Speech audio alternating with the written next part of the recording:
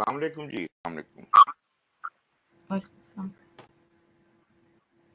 अच्छा जी, वो पिछला वाला जो मॉड्यूल था हमारा स्क्रम वाला, वो रिकॉर्ड ही नहीं हुआ। Okay, oh my God. Agile वाला हो गया था, पिछला वाला वो बात हमने अचानक शुरू कर दिया तो मैं रिकॉर्ड का बटन दबाना ही भूल गया। एनीवेज कोई बात नहीं, वो तो खैर आपको आता ही है। जी। तो आगे चलते हैं जी। अगला हमारा जो मॉड्यूल है वो है नॉलेज एरिया और प्रोसेस ग्रुप। ब्रीफ इंट्रोडक्शन कि ये क्या है और कैसे ये इंटरेक्ट करते हैं। अ, इसमें कोई बहुत ज्यादा परेशानी की बात नहीं, क्योंकि नॉलेज एरिया और प्रोसेस ग्रुप का कॉन्सेप्ट इन्होंने तकरीबन खत्म कर दिया है 7th एडिशन के अंदर। लेकिन आपको सिर्फ इतना पता होना चाहिए कि ये किस तरह से ये इसमें था क्या और कैसे ये काम करता था। तो वो उसके बारे में मैं भी ये अगले 2 मॉड्यूल में पहले हम इनके साथ इंट्रोड्यूस होते हैं और फिर अगले मॉड्यूल में हम इसका इंटरेक्शन आपस का देखेंगे। पीएमआई ने 6th एडिशन तक प्रोसेस ओरिएंटेड सिस्टम चलाया था और उसमें 5 प्रोसेस ग्रुप बनाए हुए थे through out the life of, मतलब जब से ये पीएमबीओ के बननी शुरू हुई है तो पहले इसके process number of process change होते रहे। कभी 47 होते थे, कभी 49, कभी 27। पर शुरू से मेरा ख्याल है, शुरू में अगर मुझे, if I am not wrong, तो शुरू में शायद 27 थे या क्या क्या थे। फिर ये प्रोसेस बढ़ गए, फिर बढ़ते चले गए। अलबत्ता 6th एडिशन में 49 प्रोसेसेस हुआ करते थे और इन प्रोसेसेस को फंक्शनल काम करने के हिसाब से 5 प्रोसेस ग्रुप्स में बांटा गया था। और वो प्रोसेस ग्रुप जो थे वो हुआ करते थे initiation, planning, execution, monitoring and control और क्लोजिंग। अब ये 5 प्रोसेस ग्रुप्स के अंदर ये 49 प्रोसेसेस को बांट दिया गया।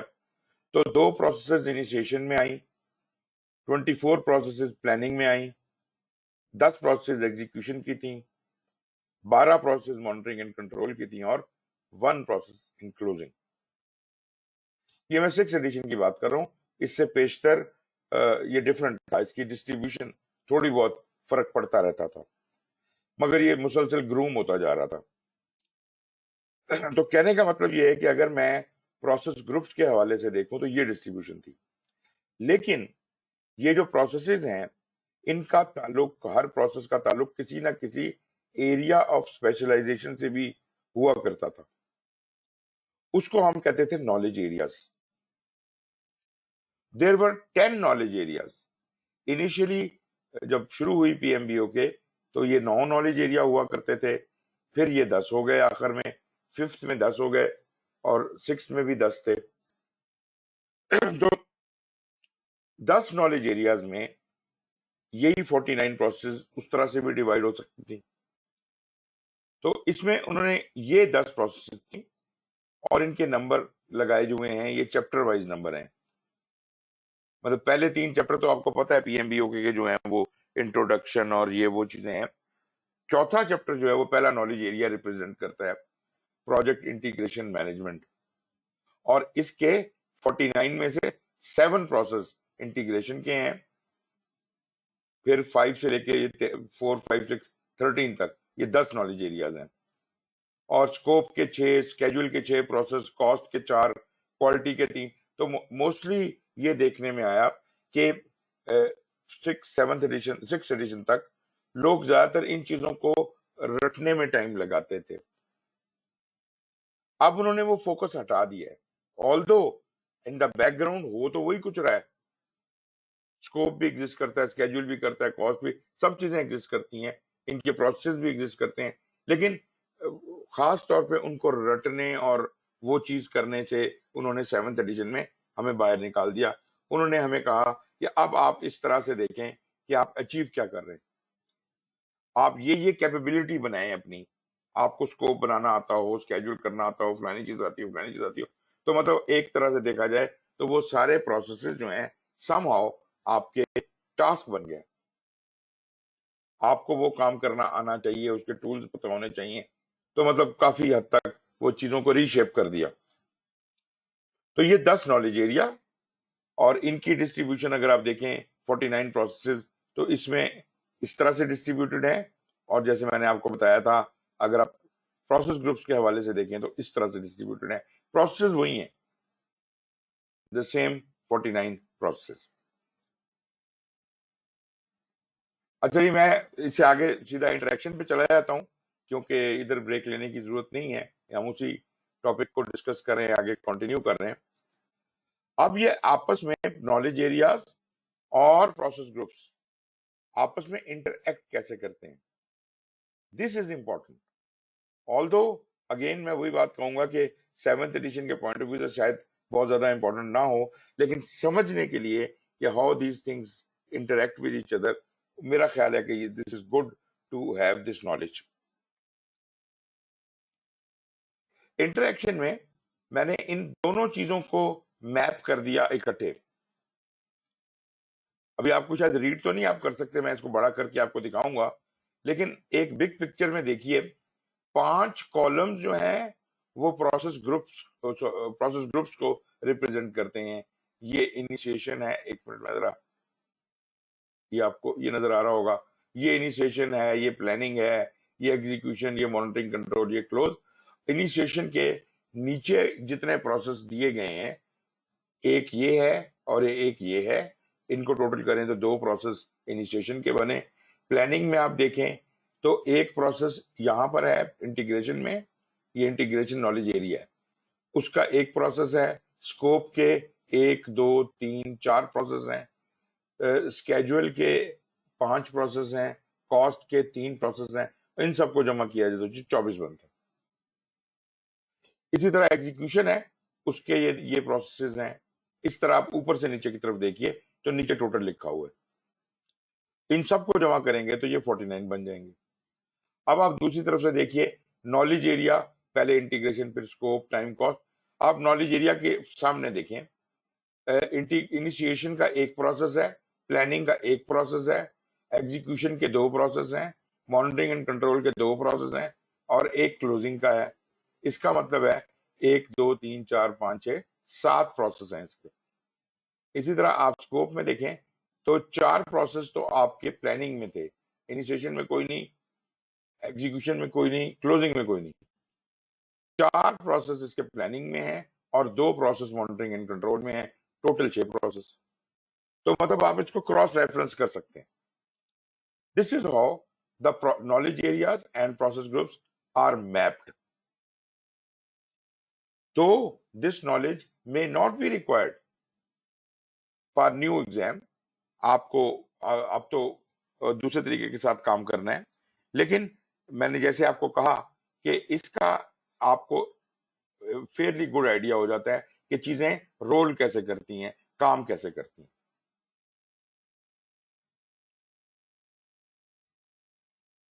इसके बाद जनाब, अगर इसको मैं बड़ा करूं तो लेट अस सी कि इसमें होता क्या है।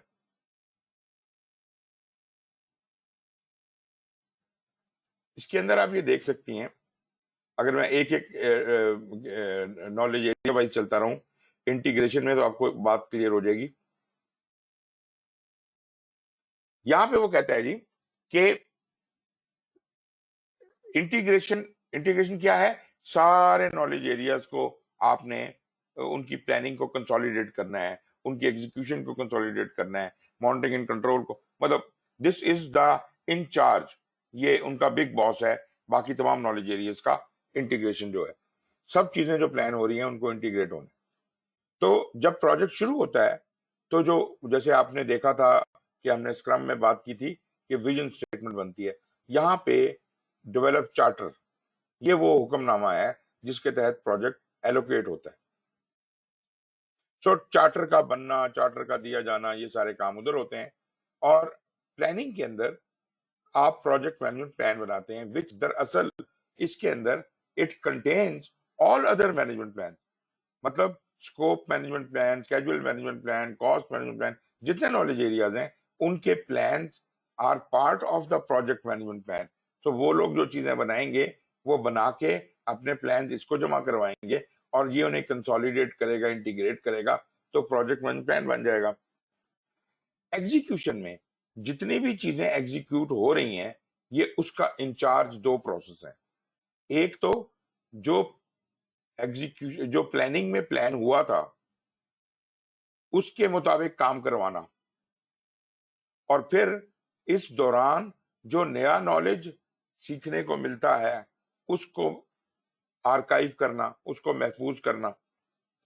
मैनेज प्रोजेक्ट नॉलेज, आप सीखेंगे ना कुछ एग्जीक्यूशन के दौरान नई बातें, तो उनको आप ना सिर्फ इस प्रोजेक्ट में आइंदा इस्तेमाल करने के लिए, बल्कि दूसरे प्रोजेक्ट जो आइंदा होने हैं, फ्यूचर प्रोजेक्ट्स, उनके लिए भी गाइडलाइन आप छोड़ के जाएंगे।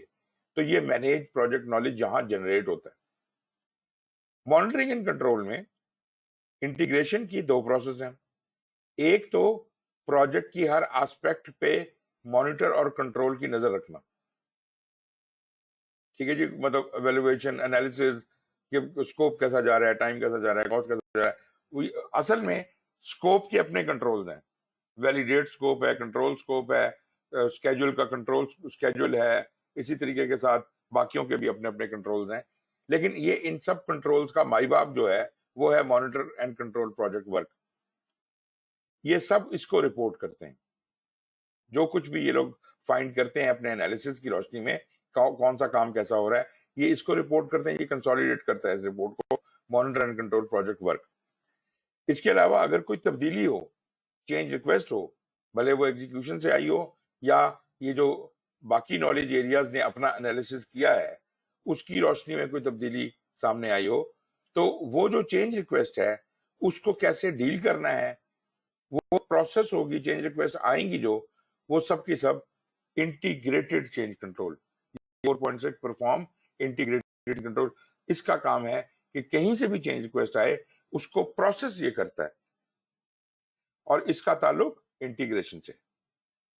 और आखिर में जब सारे काम हो जाते हैं तो ये फाइनल जो प्रोजेक्ट ऑडिट होता है, क्लोजिंग कर की जाती है कि सारे काम मुकम्मल हो गए, कोई चीज रह तो नहीं गई है, उनकी सब चीजों को, डिलीवरेबल को हैंड ओवर करना, डॉक्यूमेंट्स को आर्काइव करना, और जो सामान है उसको वापस करना जिसको भी करना है, वो सारा काम क्लोज प्रोजेक्ट का के जिम्मे में आता है। ये हो गई जी इंटीग्रेशन। अगर आप स्कोप को देखें तो आपको नजर आता है कि स्कोप इनिशिएशन में इसका कोई काम नहीं, क्योंकि इनिशिएशन में अगर हम इसको ऑब्जर्व करें तो दो ही प्रोसेस थे, आपको याद होगा। मैं नीचे अगर चला जाऊं थोड़ा, ये देखिए कॉस्ट आ गई, क्वालिटी, रिसोर्स, और आखिर में है 13वां स्टेक होल्डर मैनेजमेंट। वो उसका काम इनिशिएशन में आता है कि एक तो चार्टर का बनना, डेवलप चार्टर, और दूसरा आइडेंटिफाई स्टेक होल्डर जिसका ताल्लुक स्टेक होल्डर के नॉलेज एरिया से है। ये दो काम है सिर्फ जो इनिशिएशन में होते हैं, बाकी किसी नॉलेज एरिया का कोई काम यहां मौजूद नहीं है। लेकिन अगर आप प्लानिंग को देखें तो आप ये ऑब्जर्व करेंगे कि ऊपर से नीचे तक प्लानिंग में रश पड़ा हुआ है, कोई जगह खाली नहीं है। ऐसा ऐसा कोई नॉलेज एरिया नहीं है जिसमें कुछ ना कुछ हो ना रहा हो। इसकी वजह यह है कि प्लानिंग में हमारी एक्सटेंसिव, मतलब जिसे कहते हैं कि डिटेल्ड प्लानिंग जो होती है, हर आइटम की होती है, हर नॉलेज एरिया की होती है। कोई तो एक ही प्रोसेस के थ्रू हो रहा है, कोई एक से ज्यादा प्रोसेस है। आप ये देख सकते हैं स्कोप की प्लानिंग में 4 प्रोसेस लगे, स्केड्यूल की प्रोसेस में 5 लगे, कॉस्ट की प्लानिंग 3 प्रोसेसेस में हो रही है, क्वालिटी 1 में हो रही है, रिसोर्सेज 2 में हो रही है। तो इस तरीके के साथ ये जितनी एलेबोरेट प्लानिंग रिक्वायर्ड है हर एक नॉलेज एरिया को, वो यहां हो रही है। अगर हम स्कोप को देखते हैं तो पहले स्कोप मैनेजमेंट प्लान बन रहा है, फिर उसकी रिक्वायरमेंट्स गैदर हो रही हैं, फिर उसका स्कोप डिफाइन हो रहा है, फिर उसके वर्क ब्रेकडाउन स्ट्रक्चर को क्रिएट किया जा रहा है। 4 प्रोसेस में ये काम हो रहा है। यहां मैं एक बात बताता चलूं कि ये जो स्कोप मैनेजमेंट प्लान बन रहा है, या स्केड्यूल मैनेजमेंट प्लान बनेगा, या कॉस्ट मैनेजमेंट प्लान बनेगा, या जितने भी मैनेजमेंट प्लान बनेंगे, मैनेजमेंट प्लान का मतलब समझ लीजिए कि क्या है। Management plan does not mean that it is a detailed plan. Management plan is just the guideline created to do the detailed work. अगर किस स्कोप में प्रोजेक्ट का मैं स्कोप करने लगा हूं तो मैं पहले स्कोप के असूल जो मेरी गवर्नेंस के थ्रू आए हैं, जो मेरी पॉलिसीज के थ्रू आए हैं, और मुझे इस प्रोजेक्ट में जो जो चीज लागू करनी है उन असूलों को मैं यहां लिख लेता हूं स्पेसिफिक। इस प्रोजेक्ट के ऊपर स्कोप मैनेजमेंट मैं ऐसे ऐसे करूंगा। As such scope management plan बनाते वक्त मुझे स्कोप का पता नहीं होता। इसी तरह स्केड्यूल मैनेजमेंट प्लान बनाते वक्त मुझे स्केड्यूल का पता नहीं होता कि हाथमी शक्ल क्या बनेगी। सर ये WBS क्या होता है? WBS क्या होता है? वर्क ब्रेकडाउन स्ट्रक्चर, ओके, कामों का ब्रेकडाउन है ये तो आप उसमें। टास्क ब्रेकडाउन जो हम करते हैं ना। जी जी एग्जैक्टली, ये वही है जो स्क्रम में भी हम करते जी। हैं। तो मेरा कहने का मकसद ये था कि जो मैनेजमेंट प्लान होता है वो डिटेल्ड प्लान नहीं होता। मैनेजमेंट प्लान में ये नहीं पता होता कि एक्चुअली क्या रिजल्ट निकलेंगे प्लानिंग के। अब इसमें ये असूल लिख दिए जाते हैं, लिमिट्स डिफाइन कर दी जाती हैं कि जनाब अगर आपने कलेक्ट रिक्वायरमेंट करने हैं तो आप इन इन तरीकों से करेंगे और फलाने फलाने से करेंगे। अब वो क्या रिक्वायरमेंट्स आती हैं वो तो बाद में पता चलेगा, लेकिन यूं समझ लें कि स्कोप में प्लानिंग के दौरान हमने जो जो काम करने हैं उनके बारे में हिदायत स्कोप मैनेजमेंट प्लान में पहले से लिख के रख ली जाती हैं। तो सबसे पहले स्कोप मैनेजमेंट प्लान बनता है, फिर उन उसमें दी हुई हिदायत के मुताबिक हम कस्टमर से रिक्वायरमेंट्स कलेक्ट करते हैं, फिर हम स्कोप डिफाइन करते हैं और फिर हम वर्क ब्रेकडाउन स्ट्रक्चर क्रिएट करते हैं। और इन्हीं हिदायत में हमें यह भी लिखा हुआ है कि बाद में स्कोप को किस तरह से वैलिडेट करना है और कैसे कंट्रोल करना है। तो मतलब scope management plan comprehensive plan, management plan कि चीजों को मैनेज कैसे करना है स्कोप के हवाले से। लेकिन स्कोप होगा क्या? Now what is included in scope is जो ये जो 5.3 में डिफाइन स्कोप हो रहा है इसके नतीजे में एक स्कोप स्टेटमेंट बनेगी जो एक्सप्लिसिटली बताएगी कि प्रोडक्ट का क्या स्कोप है और प्रोजेक्ट का क्या स्कोप है, आपका लाइफ साइकिल क्या है, आपकी मेथोडोलॉजी क्या है, वगैरह वगैरह। वो वहां हम डिसाइड करते हैं, फिर उसकी रोशनी में हम वर्क ब्रेकडाउन स्ट्रक्चर बनाते हैं। Now scope statement and work breakdown structure और एक चीज होती है कि वर्क ब्रेकडाउन स्ट्रक्चर की डिक्शनरी, ये तीन चीजें जो हैं दे इनको अगर हम ज्वाइन कर लें सबको, ये कहलाती हैं स्कोप की बेसलाइन। मतलब हतमी शक्ल जब स्कोप की प्लानिंग के नतीजे में निकलेगी उसको कहते हैं स्कोप बेसलाइन। सो यहां से स्कोप मैनेजमेंट प्लान और एक चूंकि रिक्वायरमेंट्स भी हैं तो रिक्वायरमेंट्स के लिए अलग मैनेजमेंट प्लान चाहिए होता है।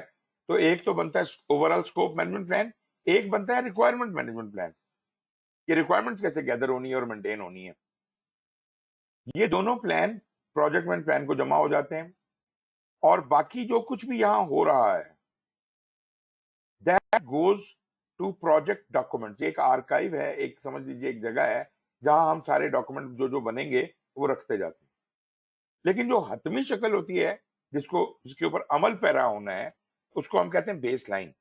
इसकी बाकायदा हम परमिशन लेते हैं, बॉस को दिखाते हैं कि sir this is the total scope and ये सारे पूरे स्कोप का ये डॉक्यूमेंट बना है। अल्टीमेट जो स्कोप जो एग्जीक्यूटेबल शक्ल में है उसको हम अप्रूवल ले लेते हैं और उसको कहते हैं अब ये बेसलाइन हो गया।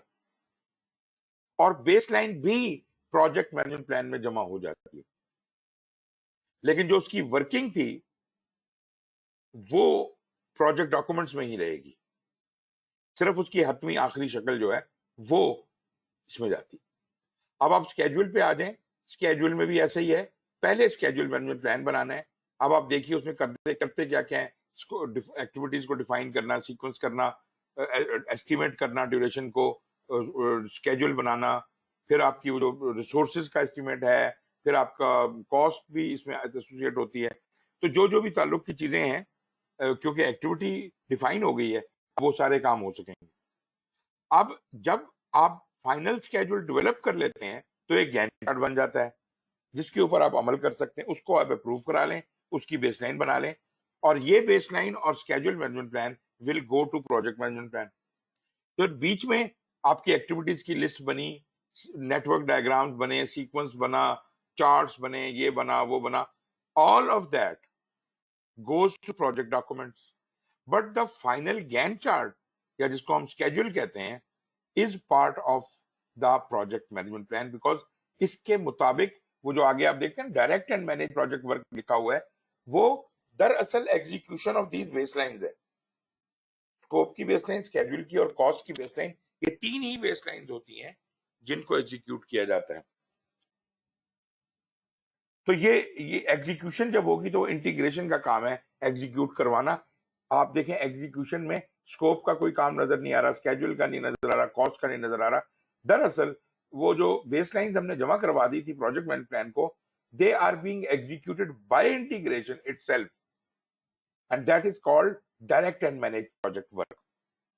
और दूसरा काम तो अलग है कि अगर हम उस एग्जीक्यूशन के दौरान कुछ नया सीखते हैं, उसको हम मैनेज प्रोजेक्ट नॉलेज के थ्रू उसको कैप्चर करते हैं। और ये कंट्रोल्स में आप देखें, स्केड्यूल को कंट्रोल करना या उसकी अर्न वैल्यू मैनेजमेंट के थ्रू आप यहाँ इसको चेक करते हैं, एनालाइज करते हैं, क्या कब ये काम होना था, कब हुआ है, कितना डिले हो गया, उससे कितना क्या डैमेज हो गया, इसको कैसे कवर किया जा सकता है, इसकी चेंज रिक्वेस्ट बनती है नहीं बनती है, जो भी कोई कार्रवाई है। तो चेंज रिक्वेस्टें बनाने का जो एनालिसिस के नतीजे में चेंज रिक्वेस्टें बन सकती हैं। तो जितने भी कंट्रोल हैं, validate scope, control schedule, control cost वगैरह वगैरह वगैरह, ये कंट्रोल जो हैं ये चेंज रिक्वेस्ट को जन्म दे सकते हैं।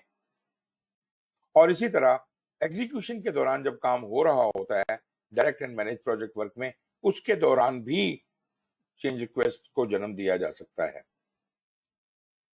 अब ये सारी चेंज रिक्वेस्टें आती कहां हैं? They all are received by, ये जो 4.6 लिखा हुआ है, a perform integrated change control, और यही इनको प्रोसेस करता है। और जब जो प्रोसेस हो जाती हैं तो फिर मतलब अप्रूव हो जाती हैं, तो अप्रूव्ड चेंज रिक्वेस्ट की रोशनी में प्लान्स अमेंड होते हैं। प्रोजेक्ट मैनेजमेंट प्लान और रेलेवेंट प्लान जो हैं वो सारे के सारे अमेंड होते हैं, और आइंदा आज के बाद फिर वो एप्लीकेबल हो जाते हैं। नीचे आ जाइए कॉस्ट के ऊपर। कॉस्ट में पहले हम इसी तरह कॉस्ट मैनेजमेंट प्लान बनाते हैं, फिर कॉस्ट का एस्टीमेट बनाते हैं, फिर हम उसका बजट सीख करते हैं कि जी इसका बजट हमें दिया जाए, उसमें बहस मुबाहिसा होता है, सारी बात होती है, और अल्टीमेट आपको एक बजट दिया जाता है, वो आपकी बेसलाइन बन जाती है। फिर उस बेसलाइन को सामने रखते हुए हम ये बेसलाइन तो जमा करवा देते हैं हम प्रोजेक्ट मैनेजमेंट प्लान को, और कॉस्ट मैनेजमेंट प्लान भी उधर जमा करा देते हैं, लेकिन जो एस्टिमेट्स वगैरह हैं ये प्रोजेक्ट डॉक्यूमेंट्स में चले जाते हैं। और जो भी कोई टेबल बनाए, आपने चार्ट्स बनाए, जो कुछ भी बनाया, जो वर्किंग है, that goes to project documents. और फिर हम कंट्रोल में जब आते हैं तो वहां पे फिर हम कॉस्ट में कितना खर्च होना चाहिए था, कितना हुआ है, कितना ज्यादा हो गया, कम हो गया, और उसका एनालिसिस, और नतीजे में कोई चेंज रिक्वेस्ट। क्वालिटी को देख लीजिए, क्वालिटी के सिर्फ 3 प्रोसेस हैं। इनिशिएशन में कोई नहीं है, प्लानिंग में क्वालिटी मैनेजमेंट प्लान बनता है, लेकिन क्वालिटी के ऊपर अभी हमने काम कोई नहीं किया, बस क्वालिटी मैनेजमेंट प्लान बनाया कि जी क्वालिटी प्रोसेस में कैसे मैनेज होगी, शोर कैसे होगी, कंट्रोल कैसे होगी, इस तरह की बातें। लेकिन असल में इसके ऊपर जो अमल होना है वो एग्जीक्यूशन और मॉनिटरिंग एंड कंट्रोल के दौरान होना है।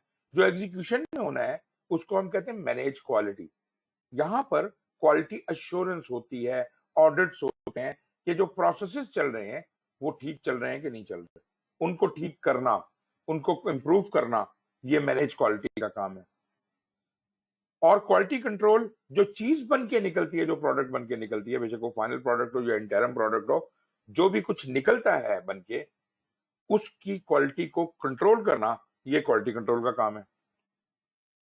तो ये 3 प्रोसेसेस हैं, और लाजमी बात है कि क्वालिटी कंट्रोल और मैनेज क्वालिटी के दौरान आप चेंज रिक्वेस्ट भी कर सकते हैं। चेंज रिक्वेस्ट आप ये गौर करेंगे कि एग्जीक्यूशन और मॉनिटरिंग एंड कंट्रोल ही से नजर आती है आपको ओरिजिनेट होती हुई। फिर आप आ जाइए रिसोर्सेज के ऊपर। अब रिसोर्सेज में 2 तरह के रिसोर्स हैं, ह्यूमन रिसोर्स भी है और अदर रिसोर्सेज भी हैं, जिसमें मशीनें, टूल्स और ये वो चीजें आ जाती हैं। आपने पहले तो एक ओवरऑल रिसोर्स मैनेजमेंट प्लान बनाना है,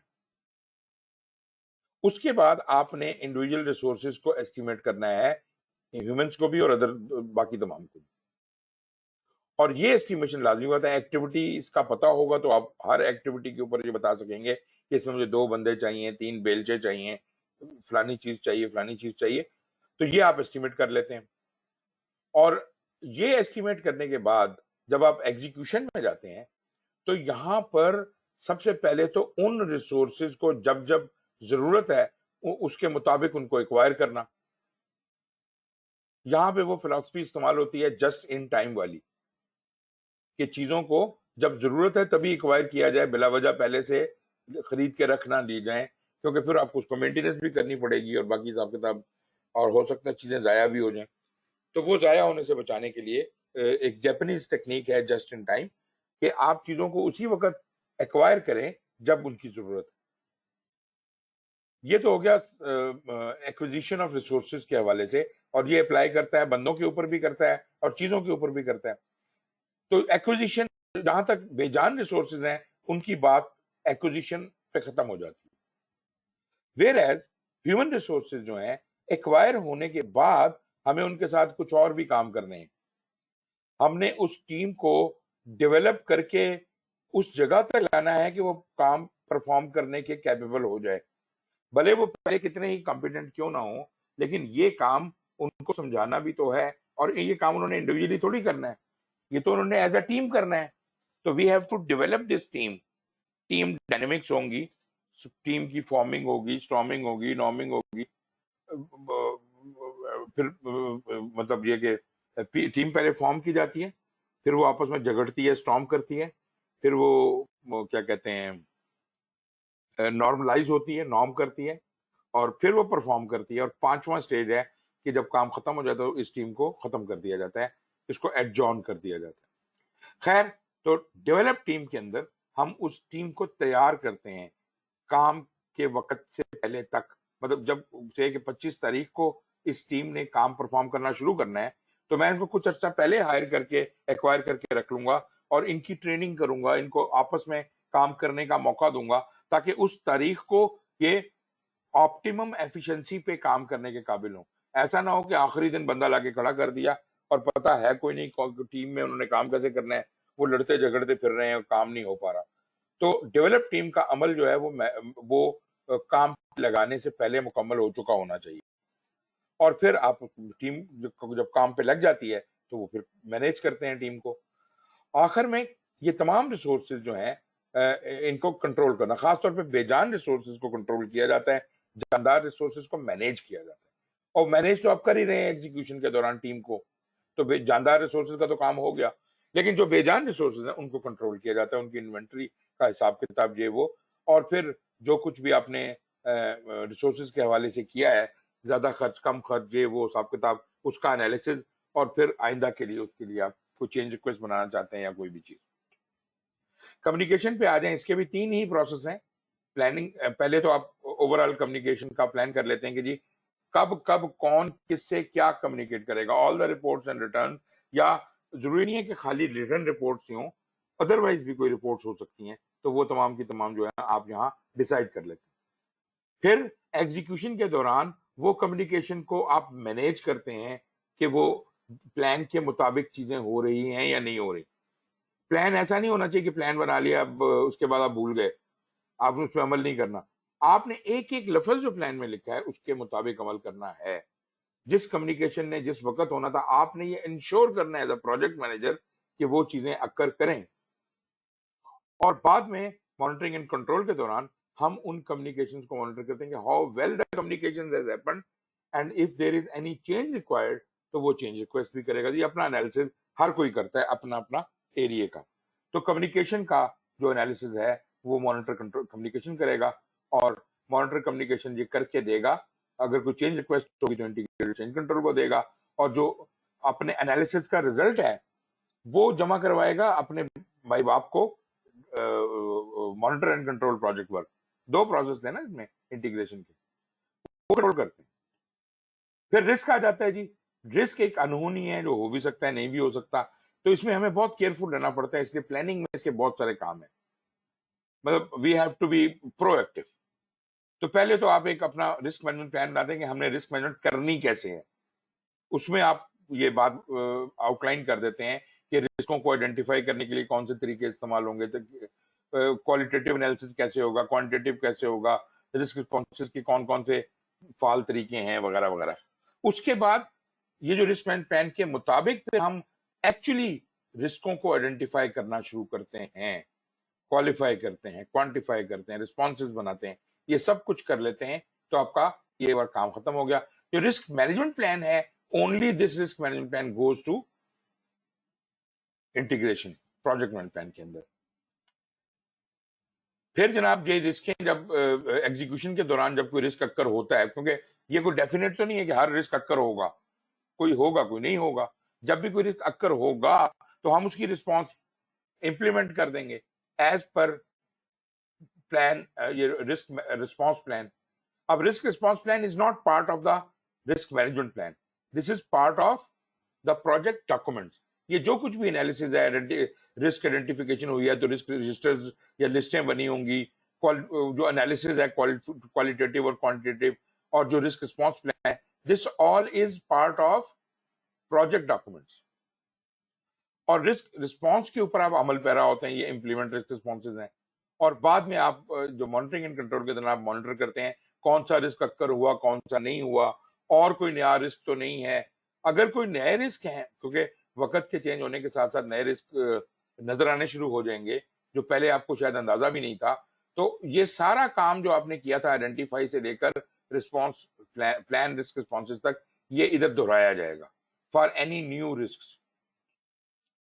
और ये साइकिल उस वक्त तक कंटिन्यू रहेगा जब तक के प्रोजेक्ट खत्म नहीं हो जाता। स्टेक होल्डर का भी यही काम है, स्टेक होल्डर भी आइडेंटिफाई पहले स्टेप के ऊपर होता है, इनिशिएशन से शुरू हो जाता है, लेकिन इसकी जो आइडेंटिफिकेशन कंटिन्यू करती है अंटिल द प्रोजेक्ट फिनिशेस।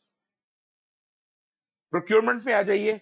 पहले प्रोक्योरमेंट मैनेजमेंट बनाया कि कौन कौन से काम ऐसे हैं जो हम खुद करेंगे और कौन से खुद नहीं करेंगे, और जो नहीं करेंगे उनके फिर डॉक्यूमेंट्स बना लिए जाते हैं, आरएफपीज और ये वो। उन डॉक्यूमेंट्स को के मुताबिक हम कंडक्ट प्रोक्योरमेंट्स करते हैं कि ठेके देने का अमल जो है वो हमारी एग्जीक्यूशन के दौरान होता है, क्योंकि हमने एक चीज आउटसोर्स करनी है और वो हमने, हमारा 2 साल का प्रोजेक्ट है, मैंने छठे महीने में करनी है, तो मैं कॉन्ट्रैक्ट पहले से तो नहीं देके बैठा हूंगा। हो सकता है छठे महीने में देना है, तो तीसरे महीने से मैं प्रोसेस शुरू करूंगा और छठे महीने तक उसे कॉन्ट्रैक्ट दे दूंगा। तो कॉन्ट्रैक्ट प्रोक्योरमेंट का अमल जो है वो भी जस्ट इन टाइम होगा। और फिर जब हम उसे कॉन्ट्रैक्ट अवार्ड कर देते हैं तो उसको फिर हम कैसे मॉनिटर करेंगे, उसके लिए हमारी कंट्रोल प्रोक्योरमेंट्स का अमल है जो कि मॉनिटरिंग एंड कंट्रोल में आता है, कि कॉन्ट्रैक्ट में जो भी कॉन्ट्रैक्ट साइन हुआ है उसके मुताबिक उसको चेक करना और उसे कंट्रोल करना, उसकी प्रोक्योरमेंट्स को, उसकी पेमेंट्स को, बहुत बाकी तमाम चीजों को। This is the control procurement. Project stakeholder management जो है ये है आखिरी आपका नॉलेज एरिया, और कम्युनिकेशन से काफी मिलता जुलता है और रिस्क से भी काफी मिलता जुलता है। कम्युनिकेशन से इस हवाले से कि कम्युनिकेशन में भी हम कम्युनिकेशन को एग्जीक्यूशन में मैनेज करते हैं और मॉनिटर में, मॉनिटर एंड कंट्रोल में मॉनिटर करते हैं कम्युनिकेशन को कि कैसी हुई। यहां पर भी हम ऐसा ही कर रहे हैं कि पहले तो हम स्टेक होल्डर एंगेजमेंट प्लान बनाते हैं, या मैनेजमेंट प्लान नहीं कहते क्योंकि स्टेक होल्डर को हम मैनेज नहीं कर सकते, एंगेज कर सकते हैं। स्टेक होल्डर आपसे बड़ा है, आप तो स्टेक होल्डर को एंगेज किया जाता है, उसका प्लान क्या होगा ये प्लानिंग में हो जाता है, और फिर उसके ऊपर अमल पैरा जब होता है तो हम उस वक्त मैनेज कर रहे होते हैं स्टेक होल्डर की एंगेजमेंट को, तो हम एग्जीक्यूशन में होते हैं। और जब हम मॉनिटरिंग में आते हैं तो फिर हम देखते हैं how well we engage the stakeholder, और कोई चीज मजीद तब्दील करने की जरूरत तो नहीं है, अगर चेंज रिक्वेस्ट की जरूरत है वो हम यहाँ पे करते हैं। जहां तक स्टेक होल्डर की आइडेंटिफिकेशन का ताल्लुक है, ये बिल्कुल उसी तरह है जैसे रिस्क की आइडेंटिफिकेशन थी, और ये उस वक्त तक खत्म नहीं होती जब तक प्रोजेक्ट नहीं खत्म होता। Although it has started in the initiation but it it continues until the project closes. और मतलब यहाँ लिखा तो नहीं हुआ, लेकिन जब जैसे रिस्क आइडेंटिफाई होता है तो हम उसका एनालिसिस करते हैं, इसी तरह हम स्टेक होल्डर का भी एनालिसिस करते हैं, लेकिन स्टेक होल्डर का एनालिसिस इस आइडेंटिफिकेशन के अंदर ही वो सब कुछ होता है। स्टेक होल्डर कौन सा बड़ा स्टेक होल्डर है, कौन सा छोटा है, उसको कैसे ट्रीट करना है, उसको कैसे डील करना है, this all is decided in 13.1 identify stakeholder. तो ये है जी आपके सारे प्रोसेसेस और उनकी मैपिंग। यहां तक तो कोई डाउट नहीं है जी।